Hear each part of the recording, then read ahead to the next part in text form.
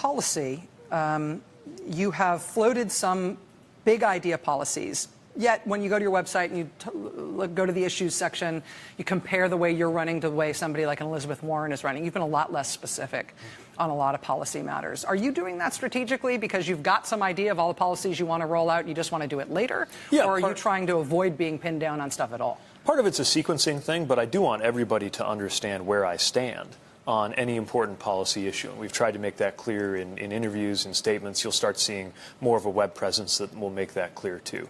I do think as Democrats, we sometimes have a tendency to lead with the policy minutiae. Of course, it's important for people to know where we stand. But I also think, one thing conservatives did very effectively was they sort of claimed the idea space. They talked a lot about values and kind of won a lot of the arguments, or at least won a lot of the media space for their values, beginning with the Reagan administration, in such a way that even Democrats were compelled to do what I would consider largely conservative things when they took office, really at any time in my lifetime.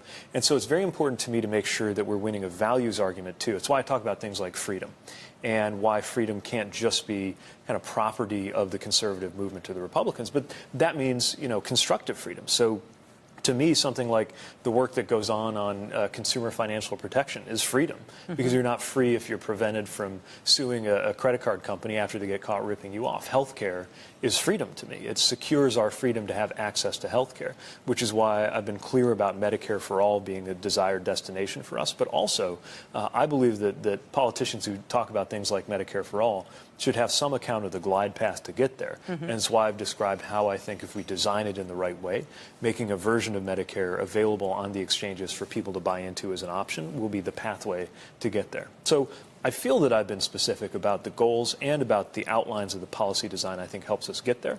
But also am looking forward to an iterative process where we continue to find the best way to articulate some of these and to divine some of those, and have some humility about what happens when all of your campaign statements collide with the reality of governing. You look at something like the New Deal.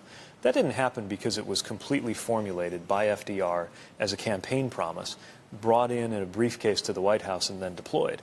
It happened because there was a set of values and priorities that encountered the reality on the ground. And when we think about something like the Green New Deal, which I think we should admit, even though I think it's a very attractive framework, I think we should admit that it's more a set of goals right now than it is a fully articulated policy. We're going to need to continue laying down the left and right boundaries of what we think we ought to be part of that, but also recognize that that's going to evolve when we actually hit the ground in the policy context, hopefully, after a Democrat comes into power in 2020. The redacted version of Robert Mueller's report is going to be released to the public on Thursday, according to the Justice Department.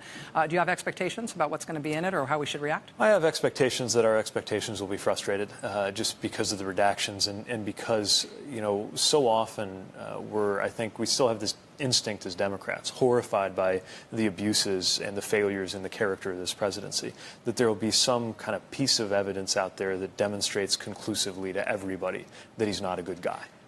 And what I hope we can remember is that there are a lot of people, certainly in the industrial Midwest where I live, who already know that he's not a good guy. They didn't vote for him because they think he's a good guy.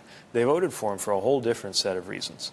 And this isn't going to change that. So I think we need to separate the importance of the Mueller report for our country and for clarifying what happened to the extent that it will, and we just don't know yet, with what we think or wish it would do politically. At the end of the day, on the political side, I think the only pathway to getting to be a better country is to very decisively defeat Trump and Trumpism at the ballot box.